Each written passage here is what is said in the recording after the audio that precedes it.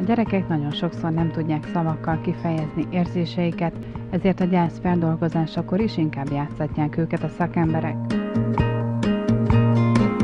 A gyereket arra kérjük, hogy építse fel a saját világát, és ami a gyerek lelki világában az adott pillanatban ott van, az ebben a tesztben megjelenik. És ennek a tesztnek a elemzésével tudjuk azt, hogy a gyerek hol tart a gyászban, milyen folyamatok zajlanak benne, esetleg hol van elakadása, mennyire mély a gyásza, van-e jelen depresszió az életében, vagy nincs.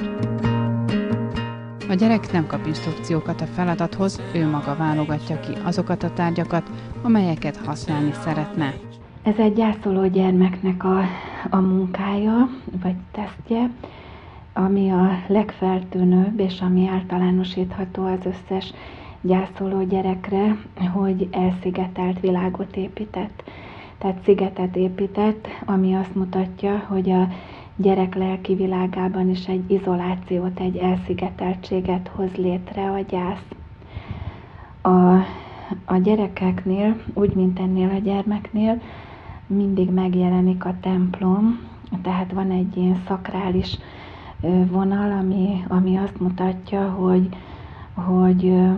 hogy valamilyen módon a túlvilághoz, a továbbéléshez szeretnének kapcsolódni. A veszély jelei, ami a kórház, az ápolónő, a mentőautó, ezek szinte mindig megjelennek a gyászoló gyerekek építményeiben, és hát ez az alagút, barlang, ami szintén jellemző, és hát ebben az esetben magát a temetést jelenítette meg a gyermek. Ez a gyermek részt vett a temetésen, és maradandó a gyerekek számára. Általában a magyar temetéseken sajnos, vagy nem sajnos, de hogy így van, hogy amit különösen a katolikus temetéseknél a pap rendszerint nagyon szívhez szóló, nagyon sok érzelmet felkavaró beszédet szokott mondani, és ezért ezek a gyerekekre igen komoly hatással vannak.